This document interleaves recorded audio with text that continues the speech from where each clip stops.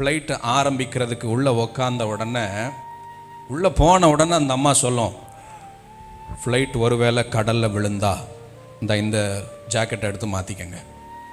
Flight ஒருவேளை அப்படி இப்படின்னு டர்புலன்ஸ்லாம் மாட்டினா இங்கேருந்து ஒரு பை விழும், அதில் ஒரு மாஸ்க் இருக்கும், அதை மாட்டிக்கங்க. என்னடா ஏறினவுடனேயே அபசகனமாக பேசுகிறீங்களே.